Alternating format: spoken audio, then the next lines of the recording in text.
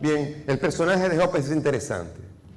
Es la figura, oigan lo que voy a decir bien, es la figura que nos enseña a ser el hombre creyente y la mujer creyente frente a la adversidad. Es el que nos educa. Frente a la adversidad, mantente fiel. Cuando te va mal, pórtate mejor. Es importante entender esta actitud de Job. Job es el que mantiene la fidelidad, es el que mantiene la integridad. Actitud reverente ante Dios. ¿Quién eres tú para rebelarte ante Dios? Por eso es la misma actitud del buen ladrón. ¿Quién eres tú para juzgar? Este no ha hecho nada, pero tú y yo hemos hecho algo. Por Dios, ¿qué tú estás imprecando contra este pobre hombre? Él no ha hecho nada. La actitud reverente ante Dios. Dios premia eso. Acuérdense del 100 por 1. Así que en este sentido, la integridad de Job frente a la prueba. Prueba. Aquí viene una palabra muy importante que le va a gustar nada más y nada menos que a uno que se llama Santiago. Vamos a abrir el libro de Santiago. Santiago se identifica mucho aquí. Miren lo que dice Santiago capítulo 1. Consideren como gran gozo, hermanos, el estar rodeado de toda clase de pruebas, sabiendo que la calidad probada de su fe produce la paciencia en el sufrimiento, pero la paciencia ha de ir acompañada de obras perfectas para que sean perfectos e íntegros. Oigan lo que dijo, que estén alegres cuando vengan pruebas.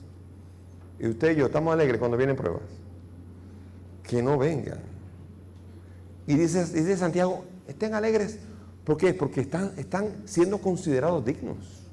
Dice más adelante en el capítulo 1, versículo 12, feliz el hombre que soporta la prueba, superada la prueba, recibirá la corona de la vida que Dios ha prometido a los que le aman. Ninguno cuando sea probado diga, es Dios que me prueba, porque Dios ni es probado por el mal ni prueba a nadie, sino que cada uno es probado según la concupiscencia. Así que cuidado con pegarle a Dios cuando hay momentos donde hay tentación. Una cosa es la prueba, otra cosa es la tentación. La tentación viene cuando yo tengo un punto flaco de pecado y ahí me tocan y ahí me resbalo y no me mantengo fuerte. Soy yo que según mi concupiscencia estoy siendo probado. Y después en el capítulo 5, también vuelve Santiago a rematar, versículo 10, dice, miren cómo proclamamos felices a los que sufrieron con paciencia. Ya oyeron la paciencia de Job en el sufrimiento. Y saben el final que el Señor le dio porque el Señor es compasivo y misericordioso. Santiago recuerda a Job. Dentro de la historia del pueblo de Israel forma parte del hombre que permanece fiel y que no lo doblega la prueba. Por eso es el arquetipo del hombre creyente. Hay muchas similitudes, algunas similitudes entre Dios, entre Jesús y Job. Vamos a ver cuáles. Uno, Job fue llamado justo. Job 1:8, Job 2:3. Dios mismo le dijo a Satanás, ¿has visto este hombre justo que tengo ahí en la tierra? ¿No te has fijado? Dios lo llamó justo a Job. Interesante esto. Es el mismo Dios. Y no diga, ¿qué decir de Jesús? Del cual se dijo, y nos visitará el sol de justicia. El Hijo amado del Padre. Aquel de quien Jesús dijo, aquel de quien el Padre dijo, este es mi Hijo amado, en quien yo tengo mi complacencia. Ambos eran justos ante Dios. 2. El diablo tentó 3 veces a Job. El diablo tentó 3 veces al Señor. Lo cual después de las 3 pruebas vino la muerte de los hijos. Y después de las 3 pruebas vino la prueba ante los discípulos. Pero 3 pruebas, 3 grandes pruebas. Acuérdense que era la del templo, la del pan y la del pan, que se convierta la piedra en pan y los reinos enteros. Aquí hay 3 pruebas. En los primeros capítulos 3 cosas le pasaron, camellos, cabras, se le fue todo el mundo. Se le desmoronó todo. Y así fue tentado y así Jesús también. Después, número 3. El diablo destruyó a los hijos de Job para luego recuperarlos, fruto de la fidelidad. Job perdió a todos sus hijos, se mantuvo fiel y Dios le dio una gran multitud de hijos. Jesús, el diablo también había destruido al pueblo de Dios. Y Jesús se mantuvo fiel. Y eso trajo una gran cantidad de hijos de Abraham, de creyentes, la iglesia, los discípulos. O sea que ambos, en su fidelidad, hizo que de la muerte surgiera más vida. Después, número 4.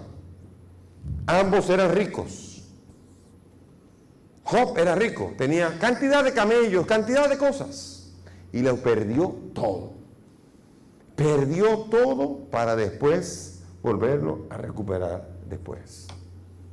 Puesto a prueba, se mantuvo y recuperó aquello que había perdido.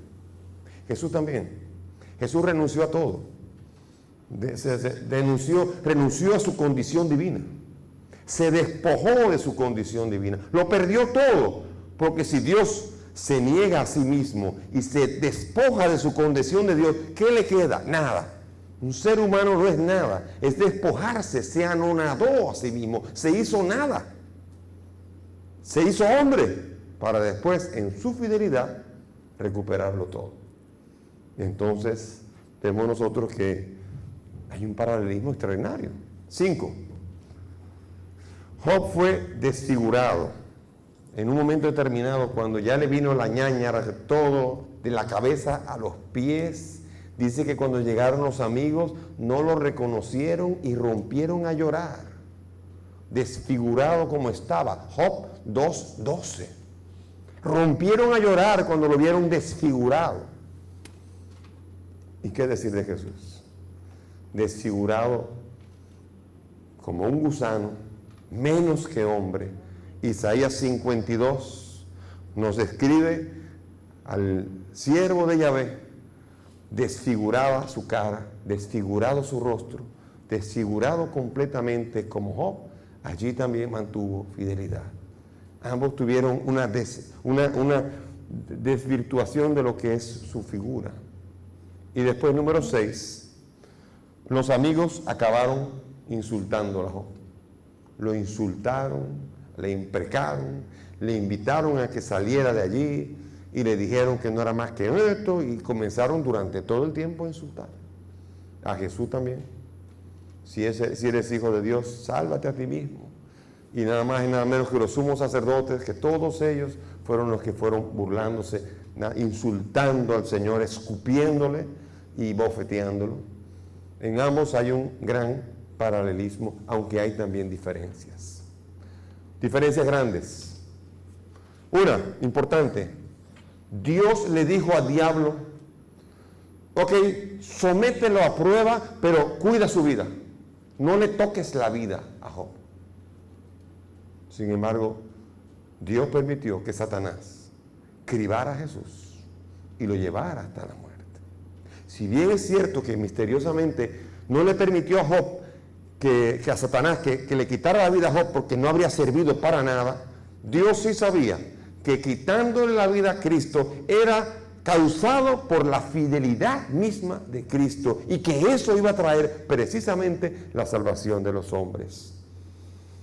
Cuide de su vida, dijo en 1:12 y en 2:6. Pero a Jesús, acabó Jesús diciendo, Dios mío, ¿por qué me has abandonado? Mateo 27:46. Segunda gran diferencia. Cuando Job murió, sus huesos fueron a descansar con los de sus padres. Sus huesos fueron a descansar con los de su padre. Sin embargo, cuando Jesús murió, nada más y nada menos que al tercer día resucitó de la tumba y vive por los siglos de los siglos. En lugar de quedarse en la tumba como Job, la diferencia grande de Job y de Jesús es que Jesús se levantó y es causa de salvación para todos. En este sentido, vemos nosotros que Job también forma parte de los que prefiguran al Señor Jesús, siendo Él obediente. Job nos muestra el sufrimiento humano. Job nos muestra un sufrimiento que parece que no tiene sentido. Uno ve a Job y le dice, pero ¿para qué tantas llagas? Casi la mujer le dijo incluso, maldice a Dios. O sea, la mujer misma. Le dice, ya tú no sirves para nada, maldice a Dios. Ya sí, tu vida, tu existencia no sirve para nada. O sea, una existencia con sufrimiento no sirve, le dicen los demás. Pero Job se mantiene fiel. Y Job en esto nos está diciendo, aunque no sabe por qué, nos está diciendo que hay alguien que va a actuar. Dios va a hacer algo. Y vamos a abrir el capítulo 19 de Job, versículo 25, uno de los más bellos. Miren lo que dice. Dice así: yo sé que mi defensor está vivo y que él, el último día, se levantará sobre el polvo. Tras mi despertar me alzará junto a él y con mi propia carne veré a Dios. Yo, sí, yo mismo le veré y mis ojos le mirarán, no ningún otro. Dentro de mí languidecen mis entrañas. Job se está muriendo. Job sabe que con sus llagas y con todo esto está muriendo, pero él sabe que hay alguien que lo va a sacar. Él dice, y aquí misteriosamente está profetizando de un redentor, de un defensor, que es el que lo va a levantar a él. Aquí comienza a intuir el sabio, luego de exprimirse el cerebro, se da cuenta que si no es Dios que actúa, toda filosofía, todo razonar se quedará limitado. Cristo Jesús le da sentido a todo su sufrimiento, a todo sufrimiento humano. Todo sufrimiento humano queda con sentido cuando Cristo Jesús, como nuevo Job, viene a sufrir, no un hombre, sino hombre Dios, sufre, y su resurrección, su muerte, va a traer la resurrección del mundo. Su resurrección va a ser nuestra resurrección. Por eso, qué belleza es entender que con Job nos invita ya de una manera que aún él no entiende, nos invita a decir, señores, ser fiel, aunque se vaya a morir y aunque uno no entienda por qué sufre, vale la pena. Y ya Pablo, para finalizar, ya lo dice bien claramente. En el capítulo 8 de la carta a los Romanos, versículo 18, es nada más y nada menos que San Pablo el que dice, porque estimo que los sufrimientos del presente no son comparables con la gloria que se ha de manifestar en nosotros, en Cristo Jesús. En Cristo Jesús, todo sufrimiento, todo sacrificio tiene sentido. Job fue el que lo indicó sin saber claramente cómo, pero ya los testigos de Cristo y nosotros podemos decir ahora que el sufrimiento de Cristo y el sufrimiento de los cristianos encuentra su plenitud en la resurrección del Señor, el nuevo Job que le da la vida al mundo.